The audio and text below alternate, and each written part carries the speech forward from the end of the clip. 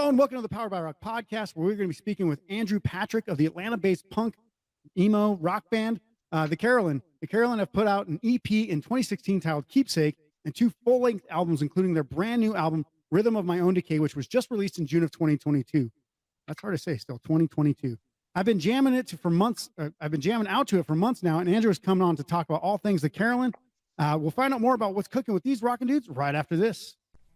You're listening to the Powered by Rock podcast with your host, Isaac Kuhlman. The Powered by Rock podcast was created to help showcase some of the best rock musicians in the world and to pass on to future generations the rock music that has inspired rock fans around the world for decades. We want listeners to be able to hear great stories and life experiences directly from their favorite artists, as well as dig deeper into music theory and talk rock like no other show you've ever heard. This isn't about looking cool, it's about getting real and having a great time. Without further ado, let's start the show.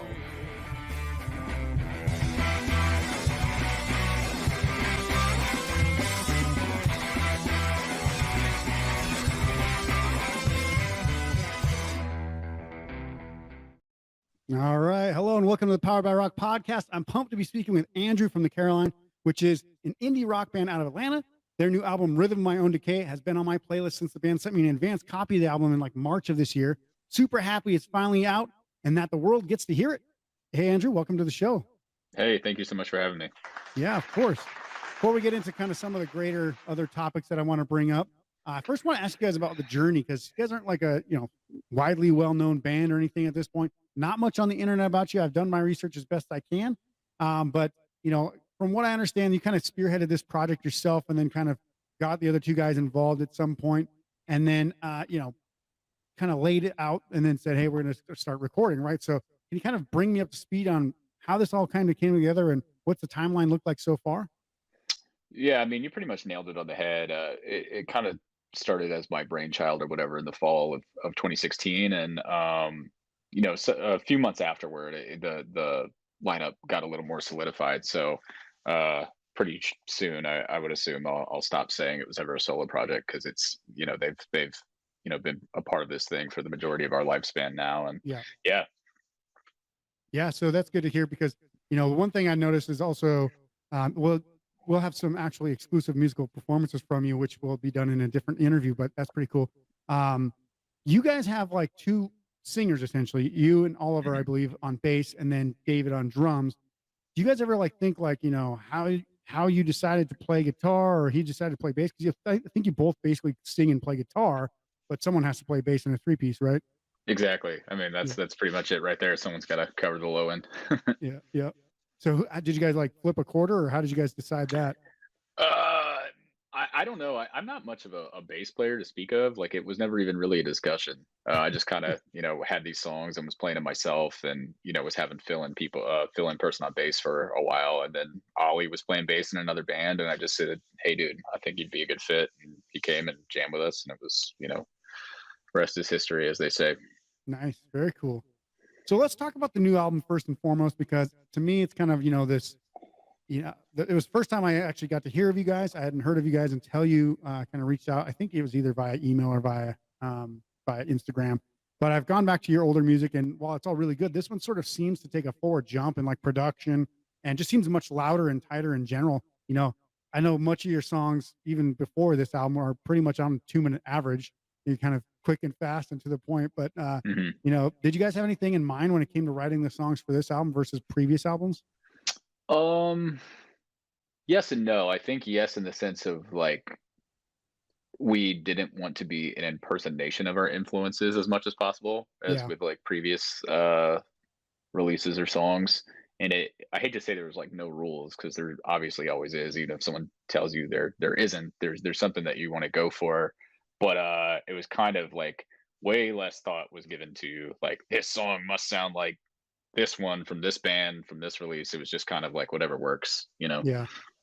I remember when I was back in high school writing songs, I'm like, we want it to sound kind of like Blink-182, but without sounding like Blink-182, or this is going to be kind of Screeching Weasel-esque, but we don't want it to sound exactly like a copy of it. Right. Yeah. I mean, you never want to deny your influences, but I mean, at the same time, you don't want to impersonate them either. Yeah, for sure. So you guys haven't kind of fully scrapped like that original style, because you guys have kind of more like I don't know exactly how to explain it, and I'm sure there's plenty of bands that kind of have that similar sound, but it was it was now, I would say like this kind of sound that you guys have now is a little bit more like a Taking Back Sunday, a little bit louder. Like they actually had an album called Louder now because it's kind of Mhm. that was their whole thing was a louder album. Before you kind of we had some of those songs that were kind of slower tempo maybe, or just lower in range on the vocal scale. But this one's kind of up there, and I feel like the band kind of seemed to turn a corner in some ways with the song Heavy Eyes, because it's a lot like a lot of the songs on the new album. That one, if I was going to point and say, this one is kind of like, if you ever heard this song, you're gonna like a lot of those songs. Sure. Did that song have anything to do with how you guys progressed with this album, or was it just kind of like, hey, this is kind of like our style now, or it's not even a totally different style. It just seems like you're kind of singing at a louder vocal range now. Well, I definitely think I don't know if loudness has anything to do with what I'm about to say per se, but I think if there was an ethos for this release, it was just like make everything as anthemic as possible. Yeah, And I think when you set out to do that, there is like a more in your face kind of element yeah, oftentimes. So I think maybe that was the thing in regards to Heavy Eyes. I think that song was just like a byproduct of Ollie like kind of pissing on the fire hydrant, so to speak, in a good way, like kind of leaving his mark on the band. So yeah, yeah, it was kind of maybe just a byproduct or a symbol of like there's like no going backward now as far as his sort of mark yeah. is made. Yeah, and I think before was it you were probably singing, I would say, a vast majority of the songs back then, and he Mhm. was kind of singing more. But is it? I couldn't actually, because I don't have the liner notes to tell for sure. But is it more like a half and half on this one, or is he singing more fully on the lead and you're kind of backup now? Or Yeah, it's weird, man. It really just depends on the song, but I would say that this is very much like his album. Like hmm it's not that I have less songs exactly because we wrote so much for each other. Like a lot of the lyrics that I'm singing are his lyrics and vice versa. yeah, Um, but yeah, I definitely think this is I don't know. It's not like this album is a response to like my old stuff, but it's definitely he is very much of just as much of a voice of this band as I ever was. yeah, very cool. I think I seem to remember this kind of happening with Blink 182, where it's like Tom was always kind of the guy that was out there first and foremost. He was the guy that was willing to sing. And then Mark was like in the background, kind of like, I can sing too, and I'll sing some songs. But then all of a sudden, he kind of became more of the face, I think. And not to say that they split, but I think part of the reason the band might have split is because it was harder and harder to get Tom to not just try to take over everything. Sure, So yeah. hopefully that doesn't happen to you guys. Hopefully not. I did see a little note on the Instagram page the other day that said you were thinking about calling it quits in a joking way. Man, that's a joke. People really take that kind of stuff seriously. Like, please don't Like quit. yeah, I don't know. I think I mean we're all like best friends. And we're family. I mean, as trite and cliche as that sounds, it's the truth. And I think when you are that close, there's no way it's unavoidable to get on each other's nerves sometimes. Yeah. So we'll like threaten that shit even to each other, just kind of as a joke. But whenever, and I thought like, when I would say it, it was evident. But people are like, no, you're not breaking up, are you? And it's like, no, Yeah. Flip through all of the screenshots on there and right. see what the joke is. Hmm. Yeah. So I want to kind of speak to the song Munchausen by Praxis, because a bit of it, I did see a YouTube comment suggesting that the Praxis part of the name was a misspell. And I think Ollie was like, no, man, that's on purpose, but thanks for listening. Yeah. Obviously, I don't think people understand how art is made, where they take like a common phrase and then change it to be more practical to what they're saying. Because obviously, praxis means in practice or in theory. And I believe the song is kind of suggesting that the sickness is being caused by a repeated practice of some sort of behavior in a relationship, from the way I interpret it. We can kind of speak to what the song is referring to more specifically. Well, I do think thematically speaking, like the song is about a relationship kind of gone awry, like Yeah. perhaps like a toxic relationship as per the chorus. But in regards to the title, that there was not a lot of thought put into that at all. I think Ollie said it as a joke when we were all together, and I'm like, we can call it that. That's fine. There was a lot of like not overthinking stuff when Yeah. it came to these batch of songs, and instead of saying by praxis, I guess he thought he was being funny and said practice. I'm like, all right, that's the title. Still works. I mean, Yeah, it it really works. does kind of give a second meaning to the to the song. I mean, again, it is like you said, it's about a toxic relationship. It sounds like, you know, when you're in a toxic relationship, you're making it worse and worse by doing more of the same shit that and people just don't change, right? So it's like, you know, I'm in a marriage. I do the same dumb shit when I was dating my wife that I do now, and she's like, "Why can't you change?" I'm like, "I'll never change," and I told you this. Yep. But yeah, I think one of the more humorous things, at least the music video, is the one you guys have up for 99 Problems and Zero Caveats, which is a pretty rocking song as well. Song seems to speak to self-sabotage, and the repeated line of I've had a field day with this pipe dream is one of the best lines on the album, in my opinion. Subsequently is followed by the album title line, I sang along to the rhythm of my own decay. You guys seem so young. Like, I don't know how old you guys, maybe mid-20s, early 20s. Do you have a lot of regret at this stage in your life? Well, for whatever it's worth, I'm pushing 30 now. Okay. Regret might be a strong word, but I mean, I think regardless of what season of life you're in, there's always things that you feel like you could have done better. And Sure. I think part of growing up, or a pitfall that many people growing up fall into, is blaming everybody else for your problems. And this record is very much about being like, you know what, maybe I'm kind of the problem. Yeah. You know, That's definitely something you learn as you get older. It's like, Mhm. it seems to be kind of a recurring theme. Maybe it's not Yeah. everybody else. Exactly. Yeah, that's pretty cool. So now you guys seem like you have some pretty big things going on this year. Obviously, I know you guys, well, we were just talking like you kind of are in limbo with a nursing school and whether it's going to happen or not. But, you know, you're also doing a tour in Germany. You're doing Booze Fest or a Booze Cruise, sorry, in Hamburg. I think it's about like a week from now, which is pretty cool. And then obviously Yeah, just when about. this airs, Really it'll be excited. already happened. Mhm. But, and then I know that you guys are going to be doing a couple other things as well. But let's just talk about the Germany thing. How did that come about, and how do you feel about going back on tour and traveling across the pond? Well, I think the festival specifically is about 3 years in the making. Got in contact with those folks pre-COVID, and it was all Mhm. lined up. And then obviously, COVID shut it down the past couple years. So that's kind of been something that's been brewing, for lack of a better term, no pun intended. Yeah, And sorry, what was what was the other part of your question? Of it just about feeling about getting back out there? I mean, yeah, yeah, exactly we're right. super stoked. I mean, it almost feels like it's not happening just because we've been used to being burned, I guess. That's not the right word, but we were supposed to go in December for their little like winter version of the fest, and that didn't happen. But Yeah, yeah, I'll believe it when I see it yeah. in 1 week. When you land in Right, Hamburg exactly. and get on the Hmm. boat. Hmm. That's Exactly. awesome. Well, another band friend of ours of the show, Kali Mossie's actually going to be there. So make sure to check those guys out and say hi to them. And Yeah, they're awesome. I've never met them in yeah, person, but love their yeah, music and they seem like really sweet people. yeah, very cool. Another cool thing I saw is you guys are going to be doing Fest 2022, the 20th anniversary of Fest, obviously the Florida Rock Concert Festival, which is probably the absolute most stacked lineup I've seen in quite some Yeah, quite it's some time. crazy. I mean, that Hmm. 3-day fest is insane. Almost every band that I've liked in the last couple of years is going to be there, which is crazy. So I can only imagine how pumped you guys are to play that. How did you get booked there, and what does that mean to you guys? It was a similar story.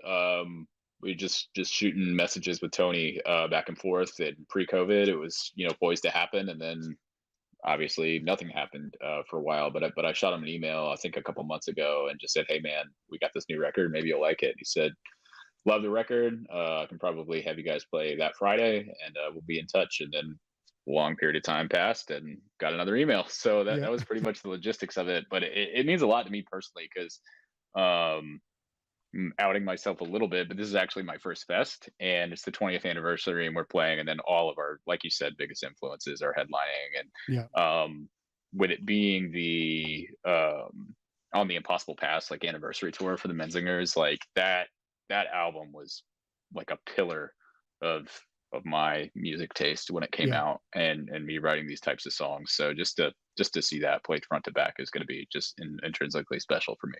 Yeah, for sure. I mean, and not just the headliners, but there's going to be some bands there like yourselves who are going to surprise people. I think you guys, Cliff Diver, Reminders, who just released it. Well, Hmm.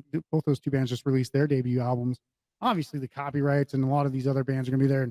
And Cursive, which if you're not going to watch a Cursive set, I think it's musical requirement to actually watch a Cursive set because They're fantastic. Probably, if not my favorite band of all time. They're wild, Aside, man. I saw them aside open from up Pink for a Floyd, but trio like I want to say maybe 14 years ago at this point. No, yeah, not quite that long. Maybe 12 years ago, and I'd never seen them before. Like, what? They're crazy. And yeah, yeah, definitely cool. yeah. So, there's a lot of bands on there that, if I lived anywhere near Florida, I'd be going.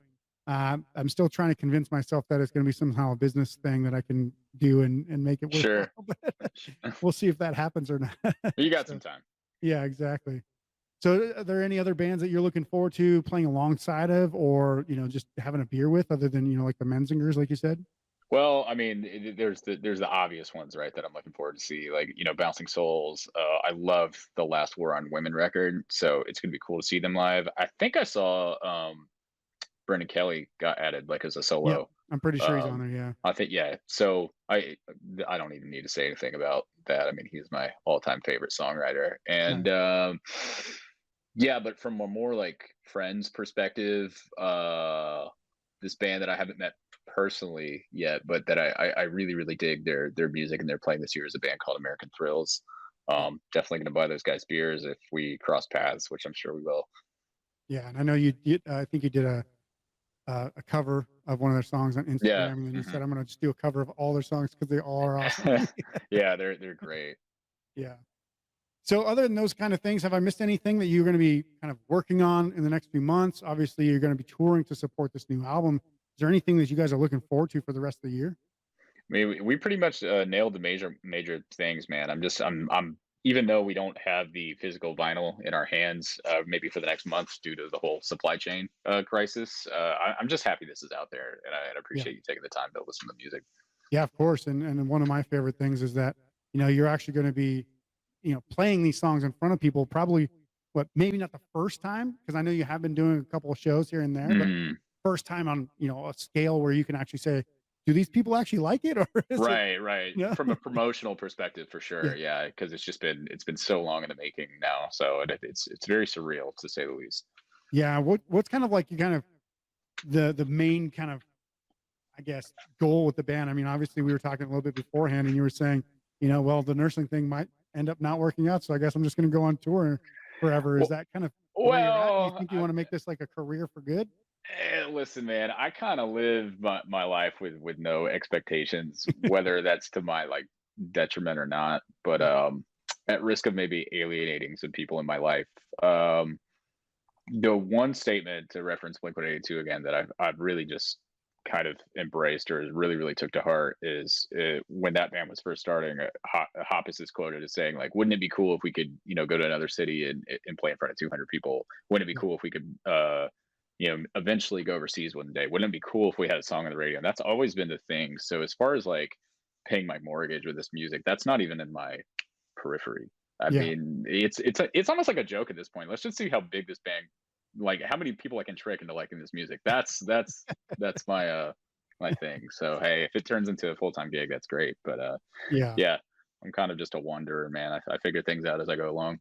Yeah. And I mean, I think there's a lot of bands that are, either been around for a while or kind of, have a bit of a fan base, or just kind of up and coming bands always have the same kind of thing. Like, how do you really make enough money in this music business to make it the main thing? Right. And, there's some bands out there that will literally just, not have an actual house and just kind of tour all the time because they're like, hey, we got a van. All we got to do is maintain that thing and that's good enough. And we'll just keep touring and just setting things up, and we'll stay with friends and, our own hometowns or whatever when we come back. But, That's largely what it takes, you know. yeah, But for me, I've always just embodied this, or sort of embraced this principle. Like just doing it is the payoff yeah, in whatever capacity, even if yeah, it's a damn open mic. And although he's some people's not their favorite person, but I was watching some documentary with Seinfeld a while back, and he was like, if I could just be one of those guys, and he's talking about open micers, I've won everything. yeah, And that's how I kind of feel about playing guitar. If I can yeah, just show up somewhere with a guitar, I already win. So whatever happens from henceforth is just kind of an extra bonus. yeah. And I like that kind of attitude, because the idea that if you get into it to make money, you're probably getting in it for the wrong reasons, and you're Mhm. probably going to make shitty music, and I don't want to hear it anyway. Exactly. I mean, ideally, you don't want to lose your ass. You want to break even as much as you Of course. can, but like that's not a barometer or metric for our Yeah. success in any way. Yeah. Make them good music first. Obviously, Mhm. get visibility. tour, have fun, and I think good things will happen as long as you're good people. That's usually the formula I've seen for bands to sustain long periods of success, because even bands like, you know, Nickelback, Creed, whatever, they were famous as hell for a few years, but in reality, I don't think the music ever stood up, and I don't think they're largely all good people in some of those camps. Not saying that anything bad about all of them, because I don't know all of them, but you know, you see some stuff going on with what they've done in their personal lives since, and you're like, yeah, they seem like kind of dickheads, so maybe that's why they didn't make it so long. Yeah. Sure. But yeah, any other things that you want to kind of talk about before we go? I know we've kind of run through all the questions I brought up, but I mean, we've got a whole album. We got past albums we could bring up. I wasn't sure how many questions to throw in here, but I mean, I'll throw it to you, and you can kind of bring up whatever you want. Yeah, man, I'm going with the flow. I think we really did hit on a lot of the stuff that I thought was important for the rest of this year. But yeah, I'm just stoked to still be doing this, and appreciate you having me. Of course, yeah. So we'll add some links to the music in the show notes below this episode. You know, obviously, go check them out at Fest if you're in the Florida, Georgia area, obviously, in that tri-state area or four-state area, whatever you want to call it, depending on how far away you want to kind of make that an area. Even if you're in Cuba or Puerto Rico, come on over. Technically, yeah, it's not too far. And then obviously, if you're in Germany, going to be stoked to get a handful of shows and the booze cruise over there. So make sure to check out the Carolyn there. You know, I want to thank you so much for your time today, Andrew. We've got another couple of things that we're going to do together, but this is just the beginning. Make sure to go to the show notes below this episode to check out the music, because they are absolutely awesome. I'm going to be doing some really big things soon. I expect this band to get even bigger. And, you know, maybe Andrew's going to be quitting thinking about nursing at some point soon and just go on the road for good. Remember, the Powered by Rock podcast is powered by our listeners. If you want to show us some support, please be sure to subscribe and share the podcast on social media. You can also make a donation to the podcast to help us keep making some awesome episodes with awesome guests. You can find that link in the notes as well. You can see the full video interview on our YouTube channel, as well as Spotify now. If you want to check out some of our articles, album reviews, lists, and interviews, go to poweredbyrock.com to read our absolutely free rocking blog. Also find our merch and gear so you can look and pick up some items to play and look like a rock legend. That's our show for today. We'll see you soon for the next episode. Until then, rock on.